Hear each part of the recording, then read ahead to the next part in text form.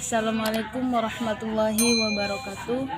Perkenalkan, nama saya Rizka Erpiani dengan NIM 1915040020. Pada kesempatan kali ini saya akan menjelaskan tentang beberapa tes. Yang pertama yaitu tes Wechsler, yang mana dicetuskan oleh David Wechsler.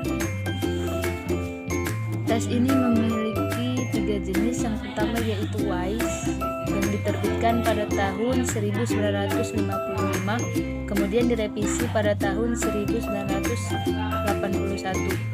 Fungsi dari tes ini adalah untuk mengukur intelijensi subjek, yang mana terdiri dari 11 subtes. Kemudian tes yang kedua yaitu WISC, yang diterbitkan pada tahun 1949, kemudian direvisi pada tahun 1974. Untuk mengetahui fungsi dari tes ini adalah untuk mengetahui bakat anak, yang mana terdiri dari 12 subtes. Kemudian yang ketiga yaitu tes WPPSI, yang diterbitkan pada tahun 1989, kemudian direvisi pada tahun 2002. Fungsi dari tes ini adalah untuk menginterpretasikan kognitif dan kesulitan belajar. Kemudian subtes WISE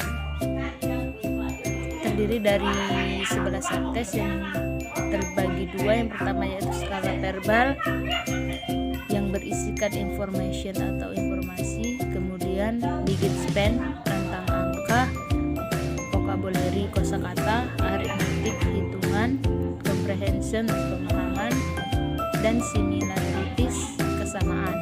Kemudian skala performance yang pertama yaitu picture completion, yaitu kelengkapan gambar, kemudian picture arrangement, susunan gambar, block design, rancangan blok, object assembly, perakitan objek, dan digit simbol angka. Kemudian untuk subtes WISC juga terdiri dari 12 subtes yang terbagi dua. Yang pertama yaitu skala verbal dan skala performance. Di dalam skala verbal terdiri dari informasi, digit span, rentang angka, vocabulary kosakata, aritmetik hitungan, comprehension pemahaman, dan similarities kesamaan. Pada skala performance terdiri dari yang pertama yaitu picture completion, kelengkapan gambar, yang kedua picture arrangement, susunan gambar, block design, rancangan blok, object assembly, perakitan objek, kemudian mazes atau taman sesat, dan coding sandi. Kemudian untuk sasarannya pada tes WISE yaitu untuk usia 16 sampai 74 tahun. Ke tes WISC untuk usia 3 sampai 7 tahun, 6 sampai 9 tahun, dan 16 sampai 24 tahun. Dan WPPSI usia 2 tahun 6 bulan, 7 tahun 3 bulan, dan 2 tahun 6 bulan. Kemudian cara penyajiannya pada tes WISE, penyajiannya sesuai standar, dan testi yang mengalami kecemasan berlebihan dan tidak sesuai tidak ada waktu dalam pengerjaannya. Pada tes WISC, cara penyajiannya dengan menambahkan pertanyaan dan memiliki waktu antara 1,5 jam sampai 2 jam. Kemudian WPPSI, cara penyajiannya perlu penguasaan yang baik untuk waktu pengerjaan 50 sampai 90 menit, kemudian membangun suasana yang nyaman. Kemudian untuk administrasi tes yang diperlukan yaitu lembar jawaban, stopwatch, dan alat tulis. Untuk tahapannya, yang pertama terlebih dahulu menghitung usia normal tes yang akan melakukan tes, baik tes WISE, WISC maupun WPPSI. Kemudian melakukan pengetesan, kemudian melakukan scoring, lalu menghitung scoring. Untuk prosedur scoring pada tes WISE, penghitungan scoring dilakukan dengan melihat rinci jawabannya sesuai dengan kriteria skor yang ada dalam buku manual WISE. Untuk tes WISC, pemberian skor didasarkan jawaban dan waktu yang diperlukan subjek dalam memberikan jawaban. Kemudian pada tes WPPSI, melakukan scoring dan penilaian sesuai dengan yang ada pada prosedur di buku manual WPPSI. Sekian penjelasan dari tes Wechsler. Kemudian kita masuk kepada tes yang kedua, yaitu Rappen test, yang mana tes ini dicetuskan oleh John C. Rappen.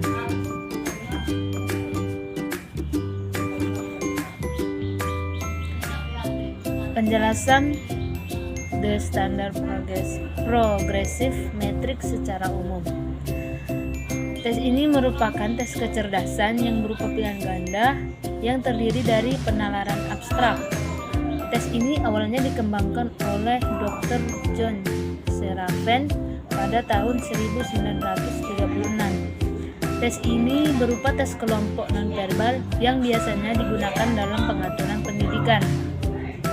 Tes ini umum dan populer, diberikan kepada kelompok mulai dari umur 5 tahun sampai orang dewasa. Tes ini biasanya terbuat dari 60 pertanyaan pilihan ganda dengan tingkat kesulitan yang berbeda-beda.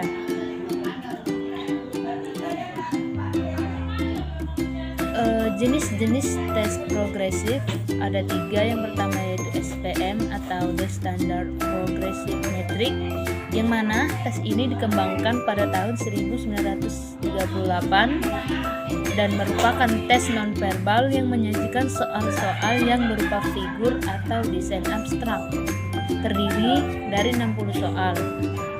Tes ini fungsinya untuk mengukur kemampuan penalaran ruang seseorang dalam memahami konsep ruang, kemampuan menganalisis, mengintegrasi, mencari dan memahami sistem hubungan antar bagian, dan kemampuan dalam ketetapan atau kemampuan seseorang dalam menghitung. Kemudian jenis yang kedua yaitu CVM atau The Children Progressive Metric, yang mana tes ini dikembangkan pada tahun 1938 dan soal-soal yang diberikan dalam tes ini yaitu dalam bentuk gambar berwarna yang berisi 36 item. Tes ini cocok untuk tujuan studi antropologis atau studi klinis yang cocok bagi subjek yang mempunyai cacat jasmani atau yang kapasitas intelektualnya di bawah normal. Kemudian jenis yang ketiga yaitu tes APM atau Advanced Progressive Metric, yang mana tes ini dibuat pada tahun 1943 dan baru digunakan pada tahun 1970. Tes ini memiliki 2 set. Set pertama terdiri dari 12 butir soal dan set kedua terdiri dari 36 soal. Tes ini memfokuskan pada subjek usia 15 tahun ke atas dengan syarat memiliki kapasitas intelektual di atas rata-rata. Fungsi dari tes ini adalah untuk mendeteksi dan menilai efisiensi intelektual, kecepatan, dan akurasi kognitif. Kemudian prosedur administrasi tes. Yang pertama yaitu tugas disajikan secara kelompok maupun individual. Kemudian materi berupa gambar yang masing-masing menjadi foto. Tugas tes ini adalah mencari potongan yang cocok untuk gambar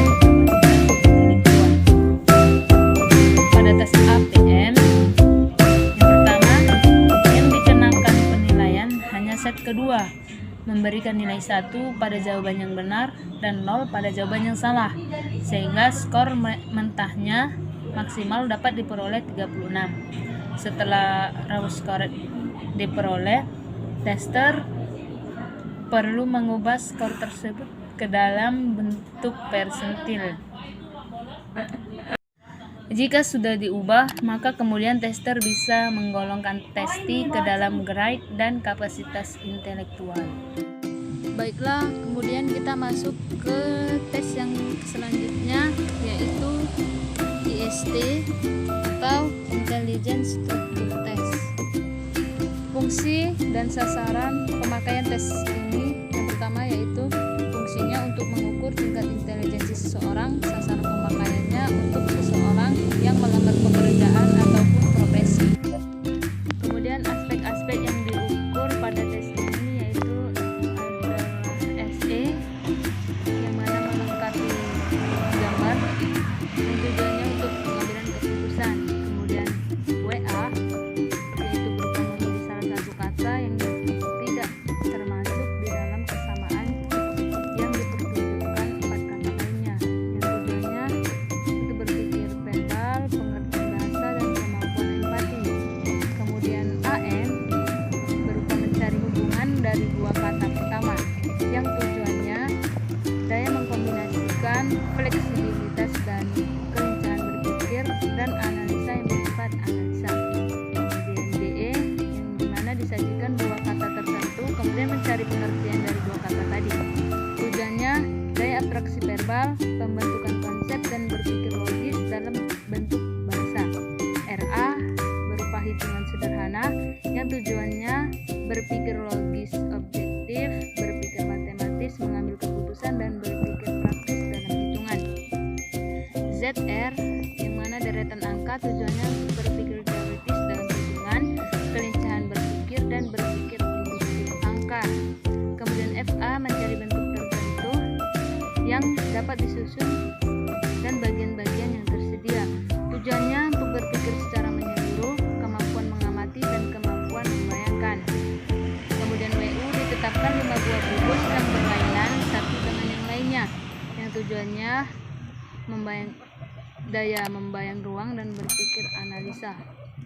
Kemudian ME disediakan beberapa buah perkataan yang harus dihafalkan testi dalam kurun waktu 3 menit, yang tujuannya untuk memori mengingat tentang apa yang telah dipelajari. Untuk alat IST, yang pertama IST digunakan untuk tes individual maupun klasikal, diperuntukkan subjek usia 14 sampai 60 tahun, terdiri dari 9 subtes.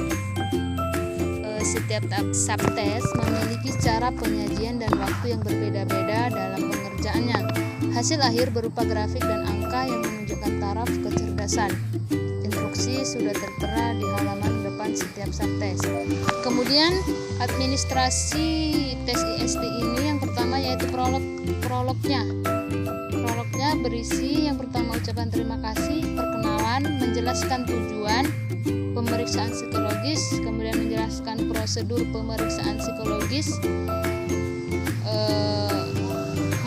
mematikan alat komunikasi, dan menanyakan kesiapan testi. Kemudian administrasi yang kedua yaitu mengecek alat-alat yang akan digunakan, kemudian melaksanakan IST, kemudian melakukan scoring IST, dan membuat laporan. Kemudian scoring IST yang pertama, jawaban yang benar dapat poin 1, kecuali untuk kelompok soal nomor 4 GE ada panduan nilai sendiri dan dapat poin 0 apabila salah. Tulis jumlah jawaban yang benar di tempat yang disediakan dan di setiap subtes. Jumlah yang benar merupakan raw score.